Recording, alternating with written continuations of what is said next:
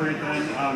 The series itself is called West Haven Undead, which takes place in Illinois town of West Haven, and it's a suburb of Chicago.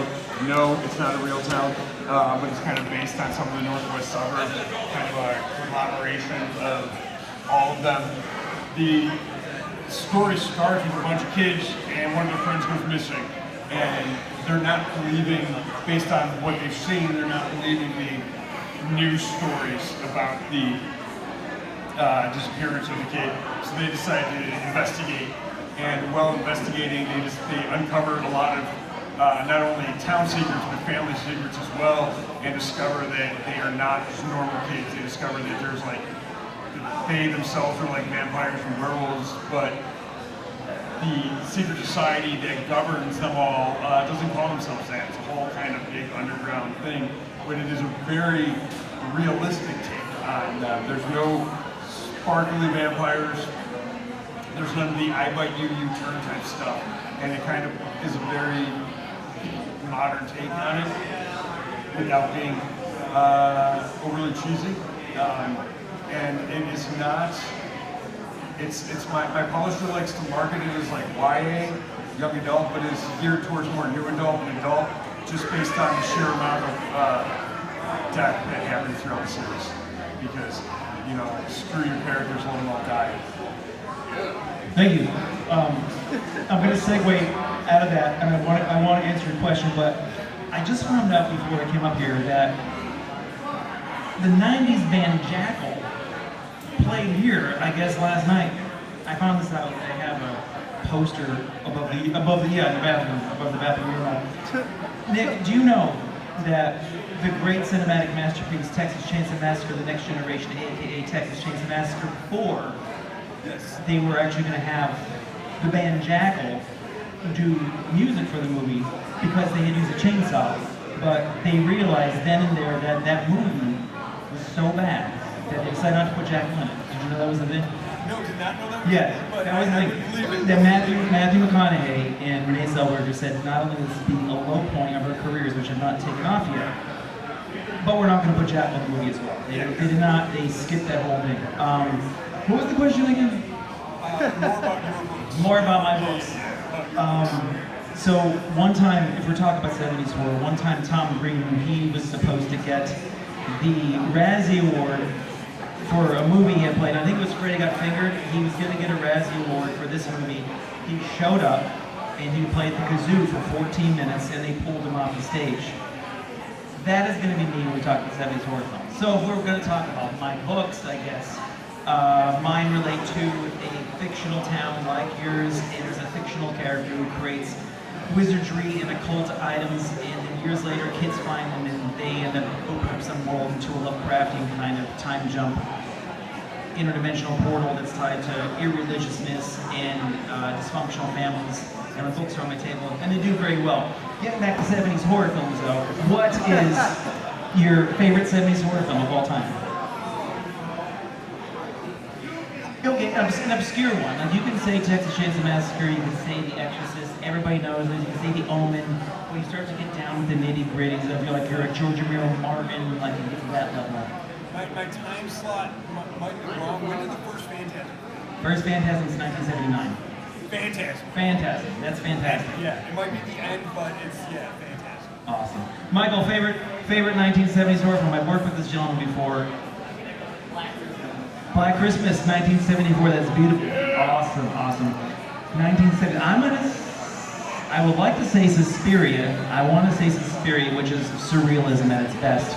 I might go with Messiah of Evil from, I think it's 1973. Did you ever see that one? A lot of my books are like that movie. I'll try to make a tie in. They're bizarre nightmare scenario, very David Lynch, fever dream type.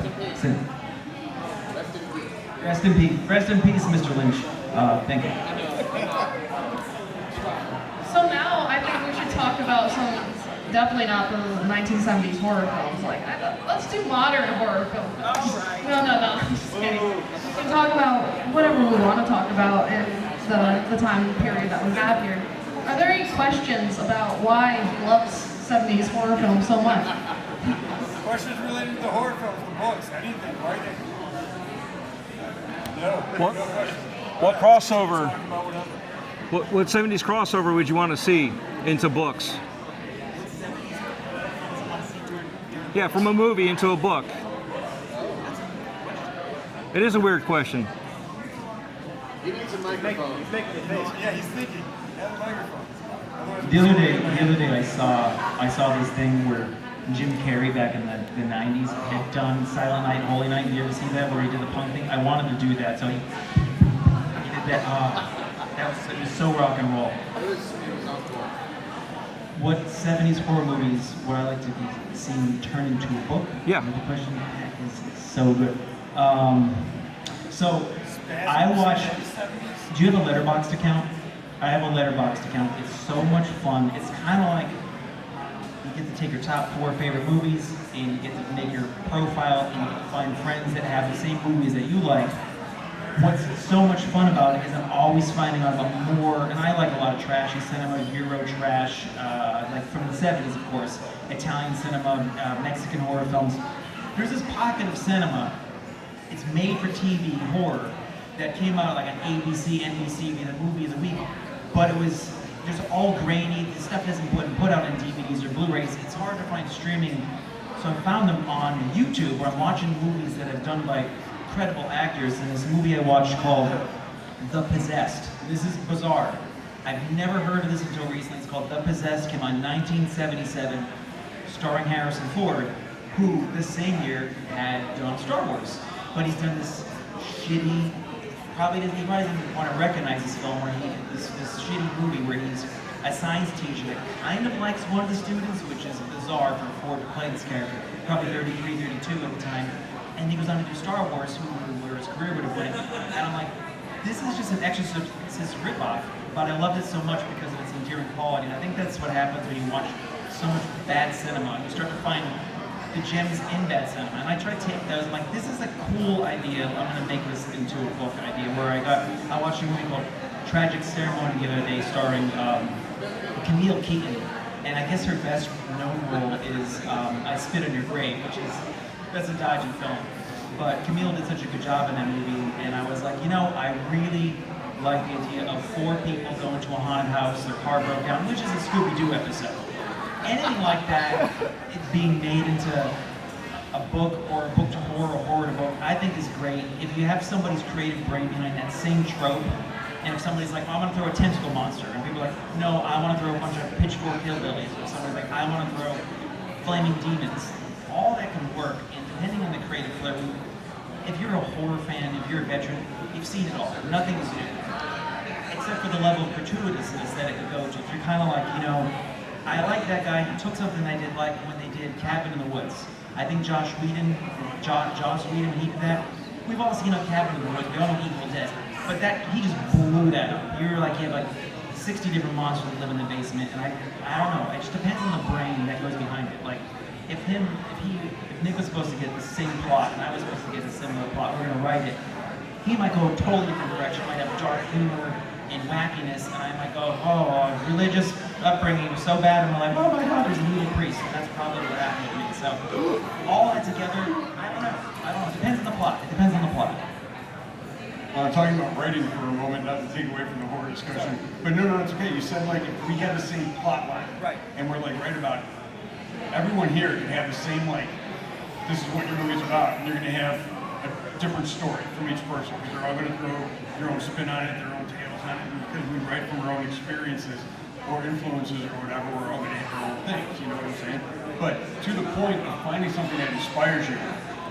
Of all of my works and stuff like that I have a graphic novel called Home Noir, which was actually based on an album called Home Noir by a band called the Atlas Mob, and they're a Chicago, like, what do you classify them? Doom metal, sludge metal type stuff.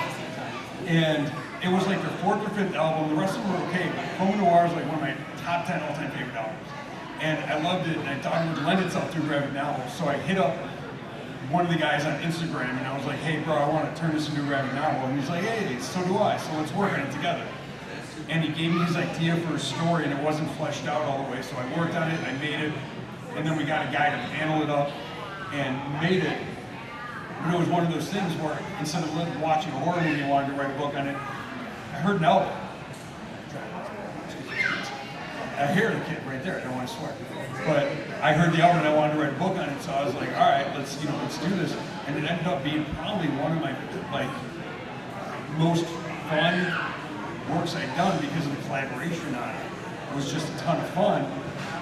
Also a pain to do because we had to go through one panelist who was dragging his butt for 6-7 months before we had to get the new panelist, and then the new panelist just busted right through the book, and it was just great. But it became a phenomenal graphic novel that is fun, not overly gratuitous, but it definitely has a lot of violence. Yes, I do have it with me today. I have all my stuff with me today. I got them out of my car. I was worried about the humidity. You know what I'm saying? The fact that the pages with the graphic novels and sleeves and stuff. But I have all my works with me today. He's got at least a lot of his, if not all. I've seen your table, man. You got a lot. You got all your stuff with you. Yeah. Huh? It's a decent table. It's a good looking table. And it's fun stuff to do. I don't trail off too much unless I go too far away. I'm gonna hand this back to you. You want to talk? You just say something. Oh, it's all good. We're all good here. We're just chilling, chilling like villains. Anyway, so for the process of writing, like for me, when I write scripts or when I'm writing stories, I like to listen to music that inspires me. I stopped listening to Eminem because that was going into the wrong direction. But anyway, so when I write, I have my cup of coffee, I got my little typewriter thing that hooks up to my computer, and it's very surreal, and crank it out like that. So what gets you into the creative zone of sitting down? Like, do you put on the screams of the innocent in the background? Like, what are you listening to while creating the art? The sounds of dying puppies. No. Not puppies. No. I would never hurt an animal. Depends on the scene I'm writing, or the scenes I'm writing. Generally speaking, all of the West Haven Undead books, I literally listen to the album Coma Noir on repeat. Like, I can't even tell you the number of times I've listened to that album while doing that, except for the scenes that are meant to be a little more innocent, a little more not like romantic, but you know what I'm saying? Like the scenes where oh, I like him, let's do this stuff. Those I tend to listen to laugh all you want, but Rachel Yamagata and Nora Jones and stuff like that. It's just a different feel for it. Oh yeah, my record collection at home literally ranges from female vocalist piano jazz type stuff to Deicide. It's that's my record, ADD. But that's what inspires me depends. I used to be the big have my bottle of wine and Bailey's and whiskey and an ashtray filled with cigarettes type stuff. And then I got over the pretentious writer thing. As a cover, now I'm just a pretentious writer without all the pretense.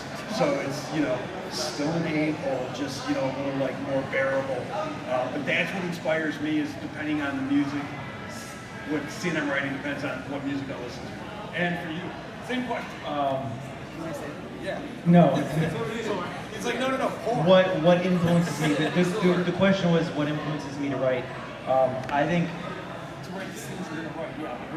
over inundating your brain to the degree where you're just saturated, where just stuff's just overflowing is the best way to find your creativity. Because if you have someone, if I'm reading a lot and I'm writing a lot and I'm watching a lot of movies and I'm watching a lot of shows and I'm becoming overly saturated, when you have so much information and you're careful to edit your own self, there's a click point where you're just I think I got a scene. And I was watching, for my last book, I was watching *Inglourious Basterds* by Quentin Tarantino, and I love how he had done vignettes of certain characters, and some characters you never saw again, but they introduced Hans Landa in the beginning, and then the next character was introduced, and then you get Brad Pitt's character. So sometimes if I start to write vignettes of characters, and I start to fall in love with them, or they take off on their own, or they run away on their own, I get to move the characters around, which is a lot of self-editing. I run a lot, and I also run in the heat a lot, so sometimes to avoid passing out in the heat, I think of what my characters would do in these scenarios. I've changed titles of books before I've changed titles of names of characters before titles get flipped as well.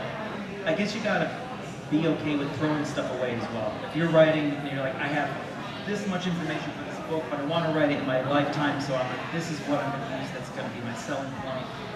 And I don't know, I oversaturate myself, and that's kind of where I get my ideas from. I think if you're going to go in dry, it's going to be very hard, because if you go in dry when you want to write, you're going to get depressed, you're going to have a lot of self-doubt. You got to be through that.